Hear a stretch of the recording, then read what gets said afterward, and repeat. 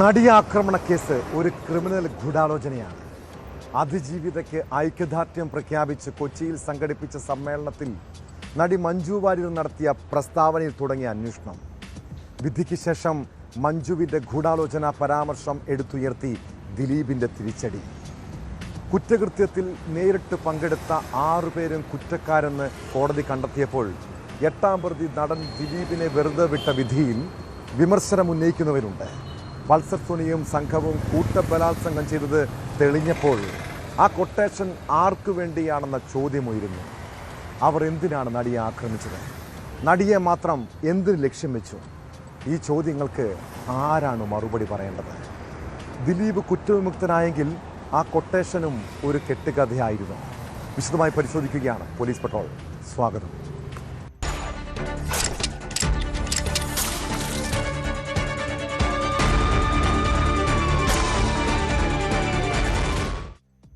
$3215 ദിവസങ്ങൾ നീതിക്ക് വേണ്ടി അതിജീവിതം നടത്തിയ പോരാട്ടം. നടിയാക്രമണ കേസിൽ 8.5 വർഷത്തിന് ശേഷം വിധി വന്നപ്പോൾ ആർക്കാണ് നീതി കിട്ടിയത്? പൾസർ സുനി ഉൾപ്പെടെ 1 മുതൽ 6 വരെ പ്രതികൾ കുറ്റക്കാരെന്ന് കോടതി വിധിച്ചപ്പോൾ നടൻ ദിലീപിനെ വെറുതെ വിട്ടത് നീതി നിഷേധമാണ്. ദിലീപിനെതിരായ ഗൂഢാലോചന തെളിയിക്കാൻ പ്രോസിക്യൂഷൻ പരാജയപ്പെട്ടെന്ന് എറണാകുളം പ്രിൻസിപ്പൽ സെഷൻസ് കോടതി നിരീക്ഷിച്ചു.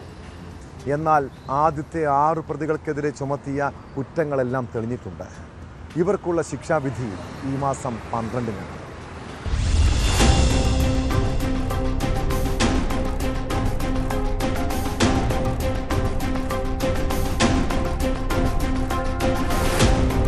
കൊച്ചി നഗരത്തിൽ യുവനടിയെ കാറിൽ കൂട്ടബലാത്സംഗം ചെയ്ത് അപകീർത്തികരമായ ദൃശ്യങ്ങൾ പകർത്തിയെന്ന കേസിൽ വിധി വന്നത് സംഭവം നടന്ന് 8 വർഷത്തിന് ശേഷം. ദിലീപിനെ കുറ്റവിമുക്തനാക്കിയ എറണാകുളം പ്രിൻസിപ്പൽ സെഷൻസ് ജഡ്ജി ഹണിയം വർഗീസ് 6 പേർ കുറ്റക്കാരെന്ന് വിധിച്ചു. 1ാം പ്രതി സുനിൽ NS എന്ന പൾസർ സുനി, 2ാം പ്രതി മാർട്ടിൻ ആന്റണി, 3ാം പ്രതി മണികണ്ഠൻ, 4ാം പ്രതി വിജീഷ്, 5ാം പ്രതി H സലീം എന്ന വടിവാൾ സലീം, 6ാം പ്രതി പ്രദീപ് എന്നിവർക്കുള്ള ശിക്ഷ ഈ മാസം 12-ന് വിധിക്കും. 8ാം പ്രതി ദിലീപിനൊപ്പം 7ാം പ്രതി ചാർലി തോമസ്, 9ാം പ്രതി സനിൽകുമാർ, 10ാം പ്രതി ശരത് ജി നായർ എന്നിവരെ കോടതി വെറുതെ വിട്ടു. ദിലീപിനെതിരായ ഗൂഢാലോചന കുറ്റം പ്രോസിക്യൂഷന് തെളിയിക്കാനായില്ല. തനിക്കെതിരെയാണ് ഗൂഢാലോചന നടന്നതെന്ന് ദിലീപ് പ്രതികരിച്ചു. ക്രിമിനൽ ഗൂഢാലോചന ഉണ്ട്. ആ ക്രിമിനൽ ഗൂഢാലോചന അന്വേഷിക്കണമെന്ന് മഞ്ജു പറഞ്ഞിടത്തുനിന്നാണ് എനിക്കെതിരെയുള്ള ഗൂഢാലോചന ആരംഭിച്ചത്. അതിന് അന്നത്തെ ഉയർന്ന ഒരു മേലുദ്യോഗസ്ഥയും അവര് തെരഞ്ഞെടുത്ത ഒരു സംഘം ക്രിമിനൽ പോലീസുകാരും ചേർന്ന് ആണ് ഇങ്ങനൊരു നടപടി ഉണ്ടാക്കിയത്. അതിനായിട്ട് ഈ കേസിലെ മുഖ്യപ്രതിയെ കൂട്ടുപിടിച്ച് അയാളുടെ ജയിലിൽ ഉണ്ടായിരുന്ന കൂട്ടുപ്രതികളെയും കൂട്ടുപിടിച്ചിട്ട് ഈ പോലീസ് സംഘം ഒരു കള്ളക്കഥ മെനഞ്ഞെടുക്കുകയാണ് ചെയ്തത്. വിധി കേൾക്കാൻ കോടതി പരിസരത്ത് എത്തിയത് വൻ ജനക്കൂട്ടമായിരുന്നു. ദിലീപിനെ വെറുതെ വിട്ട വിധിക്ക് പിന്നാലെ ആരാധകർ മധുര വിതരണം നടത്തി.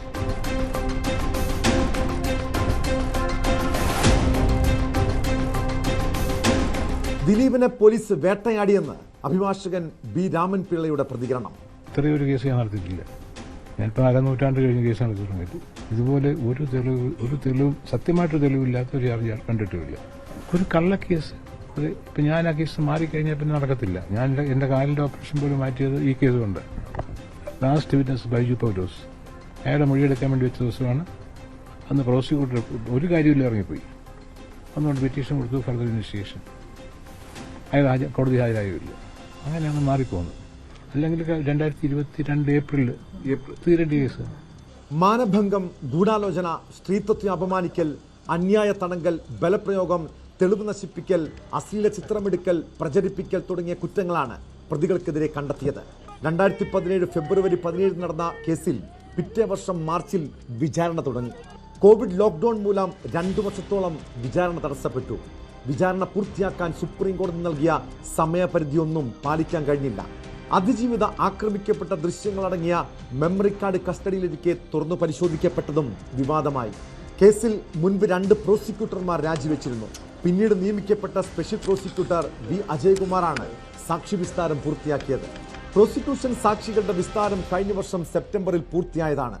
ഈ വർഷം ആദ്യത്തോടെ വിധി പ്രസ്താവിക്കുമെന്ന് കരുതപ്പെട്ട കേസിൽ വിധി പ്രസ്താവത്തിന് വീണ്ടും കാത്തിരിക്കേണ്ടി വന്നു. കുറ്റകൃത്യത്തിൽ നേരിട്ട് പങ്കെടുത്തവരെല്ലാം അഴിക്കുള്ളിലായെങ്കിലും ഗൂഢാലോചന കുറ്റം തെളിയിക്കാൻ കഴിയാത്തത് പ്രോസിക്യൂഷന്റെ വീഴ്ചയായി വിമർശിക്കുന്നവരുണ്ട്.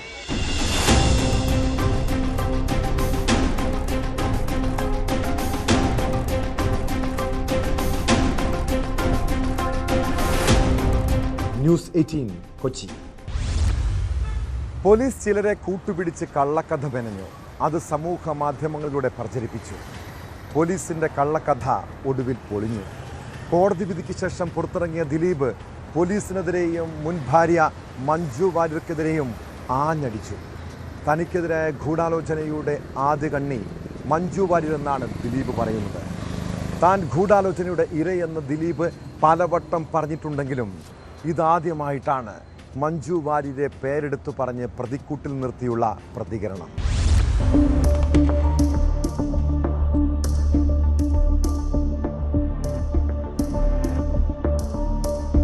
ഇതിന് പിന്നിൽ നടന്നിരിക്കുന്നത് ഒരു ക്രിമിനൽ ഗൂഢാലോചനയാണ്. ഈ ഒരു ഗൂഢാലോചനയ്ക്ക് പിന്നിൽ പ്രവർത്തിച്ചവരെ നിയമത്തിന് മുന്നിൽ കൊണ്ടുവരാൻ ഉള്ള പ്രവർത്തനങ്ങൾക്കെല്ലാം അങ്ങേയറ്റം പൂർണ്ണമായ പിന്തുണ നൽകുക എന്നതാണ് നമുക്കിവിടെ ചെയ്യാൻ സാധിക്കുക. 8.5 വർഷങ്ങൾക്ക് മുമ്പ് എറണാകുളം ദർബാർ ഹാൾ മൈതാനത്ത് സിനിമാ സംഘടനകൾ വിളിച്ചു ചേർത്ത യോഗത്തിലാണ് നടിയെ തട്ടിക്കൊണ്ടുപോയി ബലാത്സംഗം ചെയ്തതിന് പിന്നിൽ ക്രിമിനൽ ഗൂഢാലോചനയെന്ന് മഞ്ജു വാര്യർ ഉറപ്പിച്ചു പറഞ്ഞത്. വാക്കുകളുടെ പുകമറയിൽ താനാണെന്ന് ബോധ്യമുണ്ടായിരുന്നെങ്കിലും ആ വേദിയിൽ ദിലീപ് മറുപടി പറഞ്ഞില്ല. നമ്മുടെ എൻ്റെ കൂടെ ഏറ്റവും അധികം സിനിമ ചെയ്തിട്ടുള്ള ഒരു കുട്ടി കൂടിയായിരുന്നു. ശരിക്കും പറഞ്ഞാൽ നമ്മൾ ഉടനെ നമ്മുടെ വീടിൻ്റെ അകത്തേക്ക് തന്നെയാണ് നോക്കി പോകുന്നത്. വളരെ ഭയക്കുന്ന, ഇത് സിനിമയിൽ സംഭവിച്ചു എന്നതിനേക്കാളപ്പുറം നമ്മുടെ നാട്ടിൽ സംഭവിച്ചു എന്നതാണ് ഏറ്റവും ദാരുണമായ, നമ്മളെ വിഷമിപ്പിക്കുന്ന ഒന്ന്. ദിലീപിന്റെ മുൻ ഭാര്യ കൂടിയായ മഞ്ജു വാര്യരുടെ വാക്കുകൾ നടനെതിരായ സംശയങ്ങൾ ബലപ്പെടുത്തി. ഗൂഢാലോചന കേസിൽ പ്രോസിക്യൂഷന് ബലം പകർന്നതും മഞ്ജുവിന്റെ ഈ നിലപാടാണ്. വിചാരണ കോടതിയിലെത്തി മൊഴി നൽകി മഞ്ജു വാര്യർ പ്രോസിക്യൂഷന്റെ പ്രധാന സാക്ഷിയുമായി. അറസ്റ്റിന് പിന്നാലെ 2017 ഓഗസ്റ്റിൽ ജാമ്യ ഹർജിയിൽ തന്നെ ദിലീപ് താൻ ഗൂഢാലോചനയുടെ ഇരയാണെന്ന് ആരോപിച്ചിരുന്നു. സിനിമാ രംഗത്തെ പ്രബലർ തനിക്കെതിരെ ഗൂഢാലോചന നടത്തിയെന്നും മാധ്യമങ്ങളെയും പോലീസിനെയും രാഷ്ട്രീയ നേതാക്കളെയും ഇവർ സ്വാധീനിച്ചെന്നും ദിലീപ് കുറ്റപ്പെടുത്തിയിരുന്നു. വിധി കേട്ട ശേഷം കോടതി മുറ്റത്ത് ദിലീപ് ഇതുതന്നെ ആവർത്തിച്ചു. ക്രിമിനൽ ഗൂഢാലോചന ഉണ്ട്. ആ ക്രിമിനൽ ഗൂഢാലോചന അന്വേഷിക്കണമെന്ന് മഞ്ജു പറഞ്ഞിടത്തുനിന്നാണ് എനിക്കെതിരെയുള്ള ഗൂഢാലോചന ആരംഭിച്ചത്. യഥാർത്ഥ ഗൂഢാലോചന എന്ന് പറയുന്നത് എന്നെ പ്രതിയാക്കാനാണ്. സമൂഹത്തില് എന്റെ കരിയർ, എന്റെ ഇമേജ്, എന്റെ ജീവിതം നശിപ്പിക്കാൻ വേണ്ടി ചെയ്ത ഈ കേസിൽ ക്രിമിനൽ ഗൂഢാലോചനയുണ്ട്. ആ ക്രിമിനൽ ഗൂഢാലോചന അന്വേഷിക്കണമെന്ന് മഞ്ജു പറഞ്ഞതിൽ നിന്നാണ് എനിക്കെതിരെ ഗൂഢാലോചന ആരംഭിച്ചത്. അന്നത്തെ ഉയർന്ന മേലുദ്യോഗസ്ഥരും അവർ തെരഞ്ഞെടുത്ത ക്രിമിനൽ പോലീസുകാരും ചേർന്നാണ് എന്നെ വേട്ടയാടിയത്. തന്നെ പ്രതിയാക്കാനാണ് ഗൂഢാലോചന നടന്നതെന്നും അതിന്റെ ആദ്യ കണ്ണി മഞ്ജു വാര്യരെന്നും പരസ്യമാക്കുമ്പോൾ ദിലീപ് ലക്ഷ്യം വെക്കുന്നത് എന്ത്? പേര് പറഞ്ഞുള്ള ദിലീപിന്റെ വിമർശനത്തോട് മഞ്ജു വാര്യരും അതിജീവിത അടക്കമുള്ളവരും പ്രതികരിക്കുമോ എന്നും കാത്തിരിക്കാം.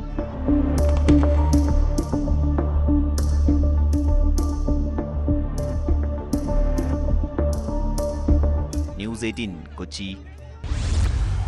നടിയെ ആക്രമിച്ച കേസിൽ 6 പ്രതികൾ കുറ്റക്കാരെന്ന് കണ്ടെത്തിയെങ്കിലും വിധി നീതി നിഷേധമെന്ന പ്രതികരണമാണ് പൊതുസമൂഹത്തിൽ നിന്നും ഉയർന്നു കേട്ടത്. ശ്രദ്ധാപൂർവം തയ്യാറാക്കിയ തിരക്കഥയുടെ ക്രൂരമായ പ്രദർശനമാണ് ഇപ്പോൾ കാണുന്നതെന്ന് പാർവതി തിരുവോത്ത് വിമർശിച്ചു. ദിലീപിനെ കുറ്റവിമുക്തനാക്കിയതിന് പിന്നാലെ റിമ കല്ലിങ്കലും രമ്യ നമ്പീശനും അവൾക്കൊപ്പം എന്നെഴുതിയ പോസ്റ്ററുകൾ സമൂഹ മാധ്യമങ്ങളിൽ പോസ്റ്റ് ചെയ്തു. അതിജീവിതയ്ക്കൊപ്പമാണെന്ന് സർക്കാർ കേന്ദ്രങ്ങളും വ്യക്തമാക്കി. കോടതി വിധിക്കെതിരെ അപ്പീൽ പോകാനാണ് പ്രോസിക്യൂഷന്റെ നീക്കം. ഗൂഢാലോചന സംബന്ധിച്ച് തെളിവുണ്ടായിട്ടും വിചാരണ കോടതി ഇത് പരിഗണിച്ചില്ലെന്ന് കാട്ടി ഉടൻ ഹൈക്കോടതിയിൽ അപ്പീൽ നൽകും.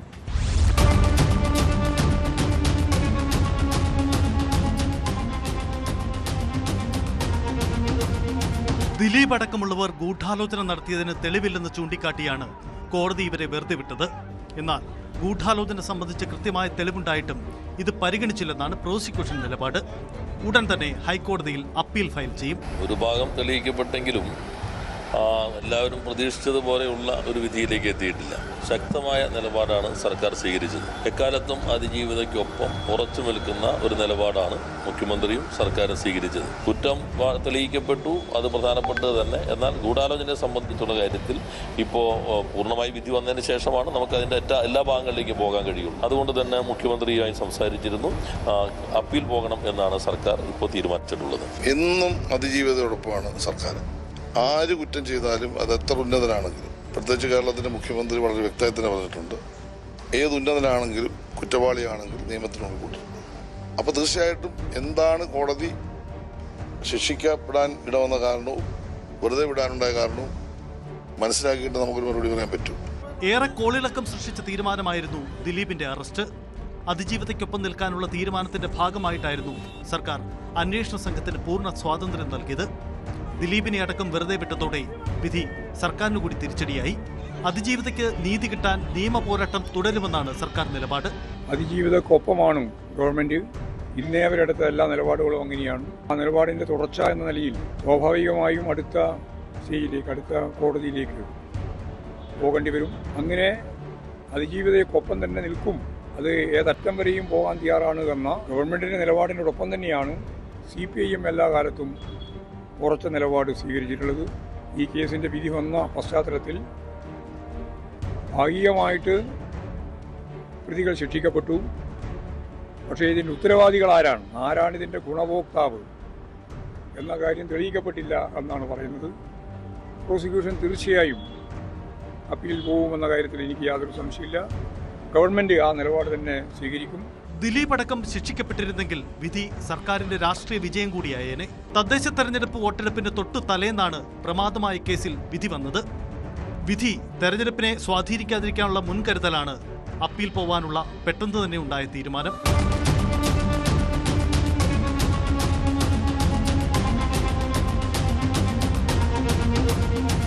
ന്യൂസ് 18 കൊച്ചി. ഉന്നതർ പ്രതികളായ ചില കേസുകളിൽ പൊതുസമൂഹം ചിന്തിക്കുന്നത് പോലെയാകില്ല കോടതിയുടെ ഇടപെടലുകൾ. രാഹുൽ മാങ്കൂട്ടത്തിലിനെ രണ്ടാമത്തെ ബലാത്സംഗ കേസിലും ഉടൻ അറസ്റ്റ് ചെയ്യില്ല. മുൻകൂർ ജാമ്യാപേക്ഷയിൽ വിധി വരുന്നതുവരെയും കടുത്ത നടപടികൾ പാടില്ലെന്ന് കോടതിയുടെ നിർദ്ദേശം. ജാമ്യാപേക്ഷയിൽ ബുധനാഴ്ച കോടതി വിധി പറയും. കേസിൽ 23-കാരി പ്രത്യേക അന്വേഷണ സംഘത്തിന് നൽകിയ മൊഴി ഗുരുതര സ്വഭാവമുള്ളതാണ്. ശരീരമാകെ മുറിവേൽപ്പിച്ചുള്ള ലൈംഗിക അതിക്രമമാണ് നടത്തിയതെന്നുൾപ്പെടെ ഗുരുതര ആരോപണങ്ങളാണ് മൊഴിയിൽ. ലൈംഗിക അതിക്രമത്തിന് ശേഷം വിവാഹം ചെയ്യാനാകില്ലെന്ന് അറിയിച്ചതായും മൊഴിയിലുണ്ട്.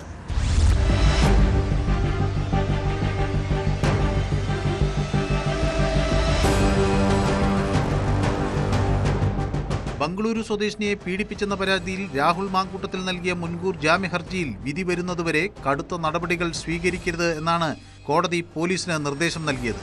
ഹർജിയിൽ തീർപ്പാകുന്നതുവരെ അറസ്റ്റ് തടയണമെന്നും പ്രതിഭാഗം ആവശ്യപ്പെട്ടിരുന്നു. തിരുവനന്തപുരം 7ാം അഡീഷണൽ ജില്ലാ സെഷൻസ് ജഡ്ജി അനസ് വി ആണ് കേസ് പരിഗണിച്ചത്. പരാതിയിൽ ഒരിടത്തും പരാതിക്കാരിയുടെ പേരോ പീഡനം നടന്നു എന്നാരോപിക്കുന്ന തീയതിയോ സ്ഥലമോ വ്യക്തമാക്കാത്തതിനാൽ പരാതി രാഷ്ട്രീയ പ്രേരിതമായ ഗൂഢാലോചനയാണെന്ന് വ്യക്തമാക്കിയായിരുന്നു പ്രതിഭാഗം വാദിച്ചത്. പരാതിക്കാരി വ്യക്തമായ മൊഴി നൽകിയ സാഹചര്യത്തിൽ പ്രതിക്ക് ജാമ്യം അനുവദിക്കരുത് എന്നായിരുന്നു പ്രോസിക്യൂഷന്റെ വാദം. ബംഗളൂരു സ്വദേശിനി KPCC പ്രസിഡന്റിന് ഇമെയിലായി നൽകിയ പരാതി DGPക്ക് കൈമാറിയിരുന്നു. ഈ പരാതിയിലാണ് ക്രൈംബ്രാഞ്ച് FIR രജിസ്റ്റർ ചെയ്തത്.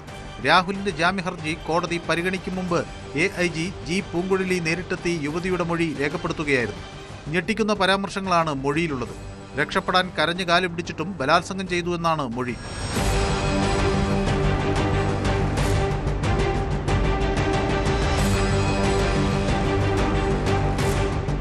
ശരീരമാകെ മുറിവേൽപ്പിച്ചുള്ള ലൈംഗിക അതിക്രമമാണ് നടത്തിയതെന്നും യുവതി മൊഴി നൽകി.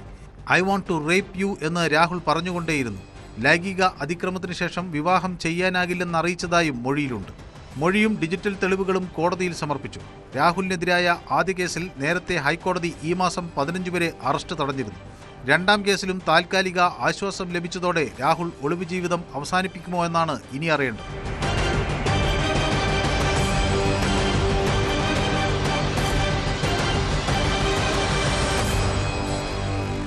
ന്യൂസ് 18 തിരുവനന്തപുരം. ദാമ്പത്യ ജീവിതത്തിൽ പ്രശ്നങ്ങളുണ്ടായാൽ മറ്റുള്ളവരെ പഴിക്കുന്നവരെ കണ്ടിട്ടുണ്ടല്ലേ? പ്രത്യേകിച്ച് മാതാപിതാക്കളും കുടുംബാംഗങ്ങളും കാരണമാണ് എൻ്റെ ദാമ്പത്യം തകർന്നതെന്ന് ചിലർ കരുതുന്നു. അതിൻ്റെ പഴി മുഴുവൻ പിന്നെ ബന്ധുക്കൾക്കായിരിക്കും. മാവേലിക്കരയിൽ അമ്മയെ മകൻ കൊലപ്പെടുത്തിയതിൻ്റെ കാരണം അയാളുടെ കുടുംബജീവിതം തകർന്നതിൻ്റെ പേരിലാണ്. ഭാര്യ പിണങ്ങിപ്പോയത് അമ്മ കാരണമെന്നാരോപിച്ചായിരുന്നു അരുൺ കൊല.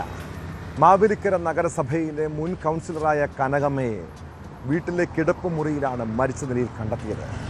അമ്മയെ താൻ കൊലപ്പെടുത്തിയെന്ന് മകൻ കൃഷ്ണദാസ് പോലീസിൽ മൊഴി നൽകി. പിന്നാലെ പ്രതിയെ മാവേലിക്കര പോലീസ് അറസ്റ്റ് ചെയ്തു.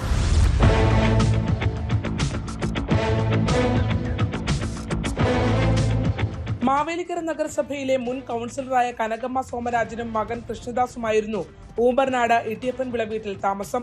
രാവിലെ കൃഷ്ണദാസാണ് വീട്ടിലെ കിടപ്പുമുറിയിൽ അമ്മ മരിച്ചു കിടക്കുന്നുവെന്ന വിവരം പോലീസിനെ അറിയിച്ചത്. തുടർന്ന് നടത്തിയ ചോദ്യം ചെയ്യലിലാണ് കഴിഞ്ഞ ദിവസം രാത്രി കനകമ്മയും കൃഷ്ണദാസും തമ്മിൽ വഴക്കുണ്ടായിരുന്നതായി പോലീസ് കണ്ടെത്തിയത്. തർക്കത്തിനിടെ കനകമ്മയെ ക്രൂരമായി മർദ്ദിച്ചതായും കൃഷ്ണദാസ് മൊഴി നൽകിയിട്ടുണ്ട്. രാവിലെ അബോധാവസ്ഥയിൽ അമ്മയെ കണ്ടതോടെ മരിച്ചുവെന്നുറപ്പിച്ച് പോലീസിനെ വിവരം അറിയിക്കുകയായിരുന്നു.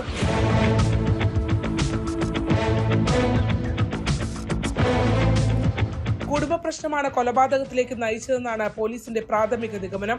കൃഷ്ണദാസിന്റെ ഭാര്യ വീട്ടിൽ നിന്ന് ഇറങ്ങിപ്പോയതുമായി ബന്ധപ്പെട്ട് ഇരുവരും തമ്മിൽ വഴക്കുണ്ടായിരുന്നു. ഭാര്യയെ തിരികെ വീട്ടിൽ കൊണ്ടുവരാൻ ശ്രമിച്ചെങ്കിലും കനകമ്മ സമ്മതിച്ചിരുന്നില്ല. ഞായറാഴ്ച രാത്രി ഇതിന്റെ പേരിലുണ്ടായ തർക്കം കൊലപാതകത്തിലേക്ക് എത്തിയെന്നാണ് പോലീസ് സംശയിക്കുന്നത്. നിലവിൽ മാവേലിക്കര പോലീസിന്റെ കസ്റ്റഡിയിലാണ് കൃഷ്ണദാസ്. പോസ്റ്റ്മോർട്ടം റിപ്പോർട്ട് ലഭ്യമായാൽ മാത്രമേ മരണകാരണം വ്യക്തമാകൂ എന്ന് പോലീസ് അറിയിച്ചു.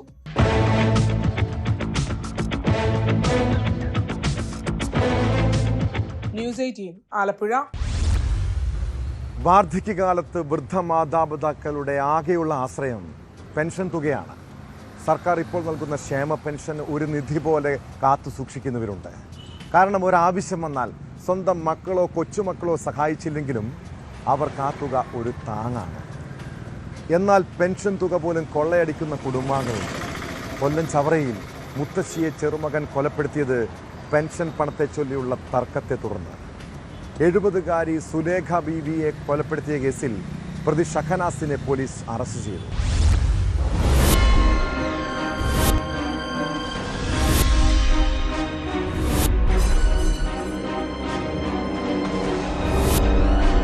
വീടിനുള്ളിലെ കട്ടിലിൽ രണ്ടു കാലുകളും നിലത്തുമുട്ടി അവശയായ നിലയിലായിരുന്നു സുലേഖ ബീവി കിടന്നിരുന്നത്. കാലുകൾ ചാക്കിനുള്ളിലേക്ക് കയറ്റിയ നിലയിലായിരുന്നു. സുലേഖ ബീവിയുടെ മകളായ മുംതാസ്, ഇവരുടെ മക്കളായ മുഹമ്മദ് ഷഹനാസ്, സഹീൽ എന്നിവരായിരുന്നു വീട്ടിൽ താമസിച്ചു വന്നിരുന്നത്. കഴിഞ്ഞ ദിവസം ഒരു കല്യാണത്തിന് പോയി മടങ്ങിയെത്തിയ മുംതാസാണ് സുലേഖ ബീവി വീടിനുള്ളിൽ അവശയായി കിടക്കുന്നത് കണ്ടത്. നിലവിളി കേട്ട് ഓടിക്കൂടിയ നാട്ടുകാരെ കണ്ടതോടെ ഷഹനാസ് വീട്ടിൽ നിന്നും ഇറങ്ങി ഓടി. സംശയം തോന്നിയ നാട്ടുകാർ ഷഹനാസിനെ തടഞ്ഞുവെച്ച് പോലീസിൽ ഏൽപ്പിച്ചു. സുലേഖ ബീവിയെ കരുനാഗപ്പള്ളിയിലെ ആശുപത്രിയിൽ എത്തിച്ചപ്പോഴേക്കും മരണം സംഭവിച്ചിരുന്നു.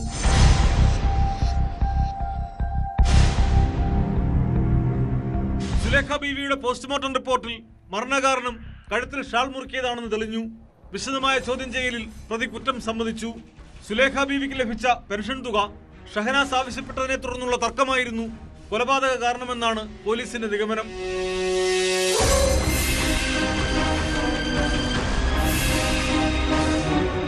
മുൻപ് വധശ്രമക്കേസിൽ പ്രതിയായ ഷഹനാസ് ലഹരിക്കടിമയാണ്. കോടതിയിൽ ഹാജരാക്കിയ പ്രതിയെ റിമാൻഡ് ചെയ്തു. ന്യൂസ് 18 കൊല്ലം. സ്വന്തം മക്കൾക്ക് കരുതലും സംരക്ഷണവും നൽകേണ്ടത് ആരാണ്? പ്രത്യേകിച്ച് പെൺകുട്ടികൾ കുട്ടിക്കാലത്തും കൗമാരപ്രായത്തിലും അവരുടെ അച്ഛൻ്റെ തണലിൽ വളരാൻ ആഗ്രഹിക്കുന്നവരാണ്. എന്നാൽ സംരക്ഷണം നൽകേണ്ട അച്ഛൻ തന്നെ വേട്ടക്കാരനായാലോ അതൊരു മകൾക്കും താങ്ങാൻ കഴിയില്ല. തിരുവനന്തപുരം നെയ്യാറ്റിൻകരയിൽ 9ാം ക്ലാസ്സുകാരി ആത്മഹത്യക്ക് ശ്രമിച്ചത് അച്ഛൻ്റെ പീഡനത്തിൽ മനം നൊന്താണ്. ജീവനൊടുക്കാൻ ശ്രമിച്ച 14-കാരി തിരുവനന്തപുരം മെഡിക്കൽ കോളേജ് ആശുപത്രിയിൽ ചികിത്സയിലാണ്. സംഭവത്തിൽ കുട്ടിയുടെ അമ്മ പോലീസിൽ പരാതി നൽകിയിട്ടുണ്ട്.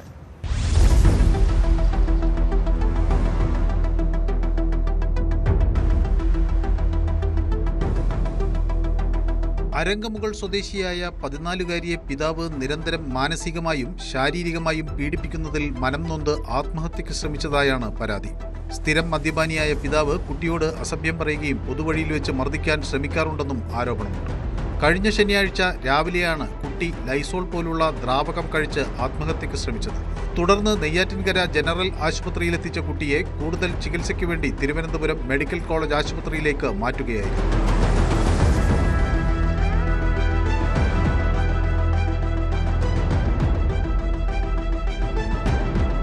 കുട്ടിയുടെ മാതാപിതാക്കൾ തമ്മിലുള്ള സംഭാഷണവും പുറത്തു വന്നിട്ടുണ്ട്. ഇവിടെ കൊച്ചു ചാവാൻ കിടക്കണം, അപ്പൊ ഇപ്പം പൈസ വേണം. ശരി ശരി, ഓ ശരി ശരി, ചാവട്ടെ. അത് ആളുടെ മുമ്പിൽ സിമ്പതിക്ക് വേണ്ടി തന്നത്. അത് ഇന്നലെ വൈകുന്നേരം ഞാൻ പറഞ്ഞല്ലോ. ചാവട്ടെ, കുഴപ്പമില്ല. എന്തായിരുന്നു?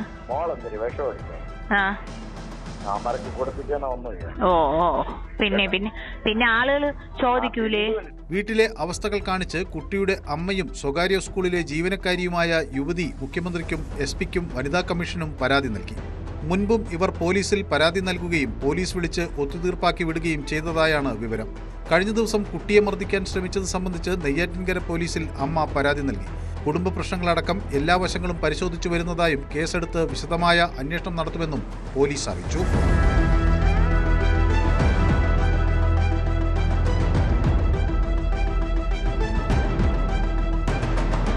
ന്യൂസ് 18 നെയ്യാറ്റിൻകര. തൃശൂർ കേരള കലാമണ്ഡലത്തിലെ അധ്യാപകനെതിരായ ലൈംഗിക അതിക്രമ പരാതി അതീവ ഗൗരവമേറിയതാണ്. ക്ലാസ്സിൽ മദ്യപിച്ചെത്തുന്ന അധ്യാപകൻ കനകകുമാറിനെതിരെ നിരവധി പെൺകുട്ടികളാണ് പരാതി നൽകിയത്. വിദ്യാർത്ഥികളെ ശാരീരികമായും മാനസികമായും പീഡിപ്പിച്ചെന്ന സംഭവത്തിൽ പോലീസ് കേസെടുത്തതിന് പിന്നാലെ പ്രതി ഒളിവിൽ പോയിരുന്നു. അധ്യാപകന് വേണ്ടി സംസ്ഥാനത്തെമ്പാടും പോലീസ് തിരച്ചിൽ നടത്തിയിട്ടും ഒരു സൂചനയും ലഭിച്ചില്ല. ഒടുവിൽ ദേശമംഗല സ്വദേശി കനകകുമാറിനെ ചെന്നൈയിൽ നിന്നും പോലീസ് പിടികൂടിയിരിക്കുന്നു.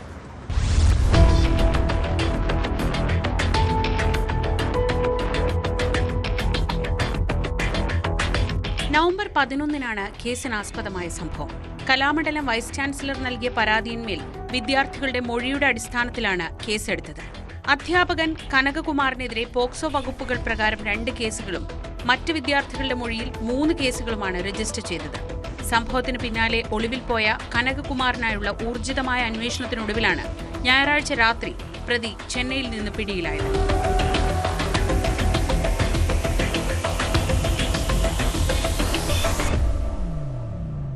വിദ്യാർത്ഥികൾ പരാതി നൽകിയതിനെ തുടർന്ന് കനകകുമാറിനെ കലാമണ്ഡലത്തിൽ നിന്നും സസ്പെൻഡ് ചെയ്തിരുന്നു.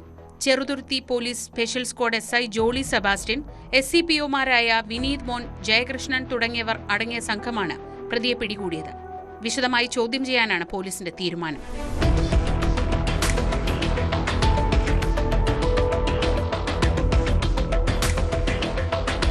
ന്യൂസ് 18 തൃശൂർ.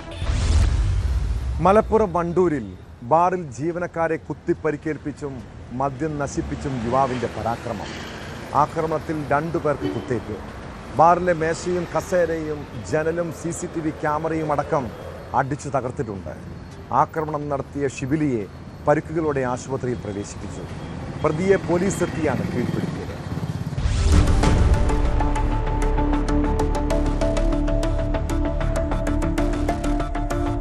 വണ്ടൂർ പുളിക്കലിൽ പ്രവർത്തിക്കുന്ന സിറ്റി പാലസ് ബാറിൽ ഞായറാഴ്ച വൈകിട്ടാണ് അക്രമ സംഭവങ്ങൾ അരങ്ങേറിയത്. എറിയാട് സ്വദേശി ഷിബിലി എന്ന 28-കാരനാണ് അക്രമം നടത്തിയത്. ബാറിലെത്തിയ ഷിബിലി അക്രമാസക്തനാവുകയും കൗണ്ടറിലിരുന്ന ജീവനക്കാരെ കുത്തിപ്പരിക്കേൽപ്പിക്കുകയുമായിരുന്നു. ബാറിലുണ്ടായിരുന്ന മദ്യവും നശിപ്പിക്കപ്പെട്ടു. കുത്തേറ്റ കണ്ണൂർ മുള്ളരിക്കണ്ടി സ്വദേശികളായ ആകാശ്, അഭിജിത്ത് എന്നിവർ വണ്ടൂർ താലൂക്ക് ആശുപത്രിയിൽ ചികിത്സയിലാണ്. ആകാശിന്റെ വയറിലാണ് ആഴത്തിൽ കുത്തേറ്റിട്ടുള്ളത്. 40 ലിറ്ററോളം മദ്യമാണ് ഷിബിലി നശിപ്പിച്ചത്.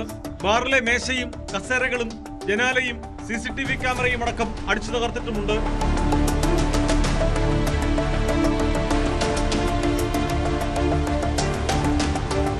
മണിക്കൂറോളം പരിഭ്രാന്തി പരത്തിയ യുവാവിനെ പോലീസ് എത്തി കീഴ്പ്പെടുത്തുകയായിരുന്നു.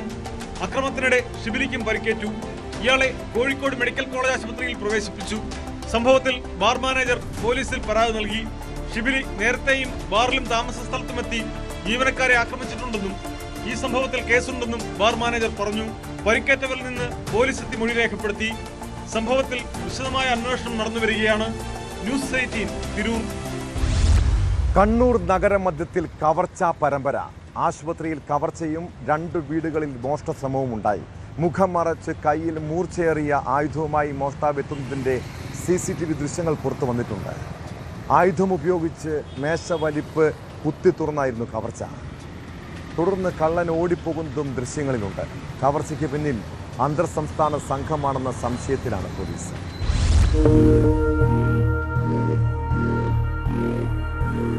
ഞായറാഴ്ച പുലർച്ചെ 1:30 സംഭവം. കണ്ണൂർ തളാപ്പ് DCC ഓഫീസിന് സമീപത്തെ മാക്സ് ആശുപത്രിയിലാണ് കവർച്ച നടന്നത്.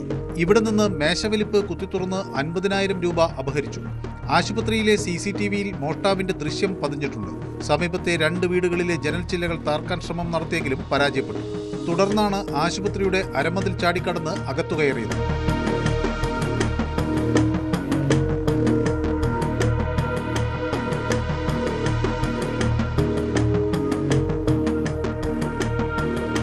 മുഖം തുണികൊണ്ട് മറച്ച് ആയുധവുമായാണ് മോഷ്ടാവെത്തിയത്. മുൻവശത്തെ വാതിലിന്റെ പൂട്ടുപൊളിച്ച് 1-ാം നിലയിലെത്തിയ മോഷ്ടാവ് ഗോവണി വഴി താഴത്തെ നിലയിലെ റിസപ്ഷൻ കൗണ്ടറിൽ എത്തിയ ശേഷം കയ്യിൽ കരുതിയിരുന്ന ടോർച്ചടിച്ച് ചുറ്റുപാടും പരിശോധിച്ചു. പിന്നീട് ആയുധം ഉപയോഗിച്ച് മേശവലിപ്പ് കുത്തിത്തുറന്ന് പണം കവരുകയായിരുന്നു. അതിനുശേഷം ഓടിപ്പോകുന്നതും ദൃശ്യങ്ങളിലുണ്ട്. രാവിലെ ആശുപത്രിയിലെത്തിയ ജീവനക്കാരാണ് മോഷണ വിവരം അറിയുന്നത്. തുടർന്ന് ടൗൺ പോലീസിൽ വിവരമറിയിക്കുകയായിരുന്നു. പോലീസും വിരലടയാള വിദഗ്ധരും സ്ഥലത്തെത്തി പരിശോധന നടത്തി. സംഭവത്തിൽ അന്വേഷണം ഊർജിതമാക്കിയിട്ടുണ്ട്. ന്യൂസ് 18 കണ്ണൂർ. കാസർഗോഡ് ജില്ലയിൽ വൻ മയക്കുമരുന്ന് വേട്ട. MDMAയുമായി 3 പേർ കുമ്പള പോലീസിന്റെ പിടിയിലായി. ലഹരി വിരുദ്ധ സ്ക്വാഡും കുമ്പള പോലീസും ചേർന്ന് നടത്തിയ പരിശോധനയിലാണ് ലഹരി സംഘം വലയിലായത്. രഹസ്യവിവരത്തെ തുടർന്നായിരുന്നു പരിശോധന. പിടിയിലായവർ നിരവധി ക്രിമിനൽ കേസുകളിൽ പ്രതികളാണ്.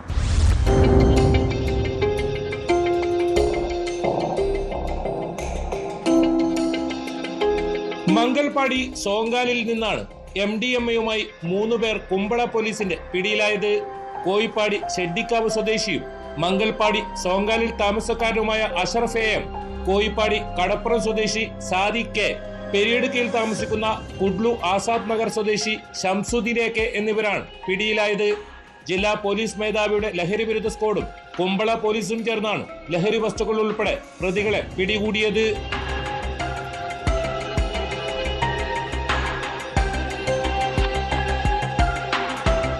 സംശയാസ്പദമായ സാഹചര്യത്തിൽ കണ്ട 3 പേരെ പിടികൂടി പരിശോധിച്ചപ്പോഴാണ് 43.77 ഗ്രാം MDMA പിടികൂടിയത്. ജില്ലാ പോലീസ് മേധാവി BV വിജയഭരത് റെഡ്ഡിയുടെ നിർദ്ദേശപ്രകാരം രഹസ്യ വിവരം ശേഖരിക്കുന്നതിനായി പെട്രോളിംഗ് ഡ്യൂട്ടിക്ക് വന്ന ഡാൻസ് ഓഫ് സ്ക്വാഡിനെ കണ്ട് ഓടി രക്ഷപ്പെടാൻ ശ്രമിച്ച പ്രതികളെ സാഹസികമായാണ് കീഴ്പ്പെടുത്തിയത്. ഒറ്റപ്പെട്ട കുറ്റിക്കാടുള്ള സ്ഥലത്ത് 3 പേർ നിൽക്കുന്നത് കണ്ട് സംശയം തോന്നി പരിശോധിക്കാൻ ചെന്നപ്പോഴാണ് പ്രതികൾ രക്ഷപ്പെടാൻ ശ്രമിച്ചത്. 1-ാം പ്രതിയായ അഷറഫ് മേൽപ്പറമ്പ് പോലീസ് സ്റ്റേഷനിൽ 50 ഗ്രാം MDMA പിടികൂടിയ കേസിലെ പ്രതിയാണ്. സാദിഖ് ലഹരി കേസിലും കാപ്പ കേസിലും കാപ്പ നിയമം ലംഘിച്ച കേസിലും പ്രതിയാണ്. ഷംസുദ്ദീൻ അടിപിടി കേസുകളിലും പ്രതിയാണ്. കോടതിയിൽ ഹാജരാക്കിയ പ്രതികളെ റിമാൻഡ് ചെയ്തു.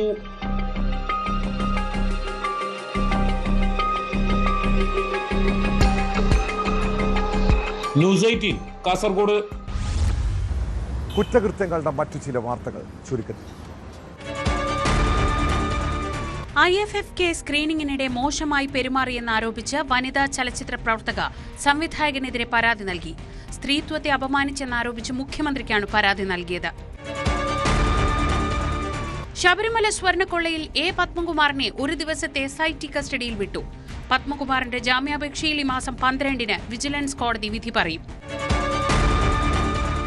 തമിഴ്നാട്ടിൽ +1 വിദ്യാർത്ഥികൾ സംഘം ചേർന്ന് മർദ്ദിച്ച +2 വിദ്യാർത്ഥി മരിച്ചു. കുംഭകോണത്തിനടുത്തുള്ള സർക്കാർ സ്കൂളിൽ നടന്ന കൊലപാതകത്തിൽ 15 വിദ്യാർത്ഥികൾ അറസ്റ്റിൽ. അയാൾ യഥാർത്ഥത്തിൽ നീതിമാനായിരുന്നു. കുറ്റം ചെയ്യാതെ 8.5 വർഷത്തോളം വേട്ടയാടപ്പെട്ടതാണോ? കേരളത്തിൻ്റെ പൊതുബോധം നടൻ ദിലീപിനെതിരായിരിക്കാം. കോടതി അയാളെ കുറ്റവിമുക്തനാക്കിയെങ്കിലും ഇപ്പോഴും ദിലീപ് കുറ്റക്കാരനെന്ന് കരുതുന്നവരുണ്ട്. അതുകൊണ്ടാകാം അതിജീവിതയ്ക്ക് നീതി കിട്ടിയില്ല എന്ന് ചിലർ പരിഭവം പറയുകയും വിധിയെ വിമർശിക്കുകയും ചെയ്യുന്നത്. എന്നാൽ മറിച്ചൊന്ന് ചിന്തിച്ചേ, അയാൾ ശരിക്കും തെറ്റ് ചെയ്തിട്ടില്ലെങ്കിൽ നഷ്ടപ്പെട്ട 8 വർഷവും ജയിൽവാസവും കരിയറും ജീവിതവുമൊക്കെ ആർക്കെങ്കിലും തിരിച്ചു കൊടുക്കാൻ പറ്റുമോ? പൊതുസമൂഹത്തിൻ്റെ ചിന്തകളോ മാധ്യമങ്ങളുടെ കുറ്റവിചാരണയോ അല്ല നിയമത്തിൻ്റെ മുന്നിൽ പരിഗണിക്കപ്പെടുന്നത്. കോടതി ഒരാളെ കുറ്റക്കാരനെന്ന് കണ്ടെത്തുന്നത് തെളിവുകളുടെ പിൻബലത്തിൽ മാത്രമാണ്. അതിനാൽ തന്നെ ഇവിടെ കോടതി വിധിയെയാണോ അന്വേഷണ ഉദ്യോഗസ്ഥരുടെയും പ്രോസിക്യൂഷൻ്റെയും വീഴ്ചയെയാണോ വിമർശിക്കേണ്ടതെന്ന് സ്വയം ചിന്തിക്കുക. ഇതോടെ പോലീസ് പട്രോൾ പൂർണ്ണമാകുന്നു. നമസ്കാരം.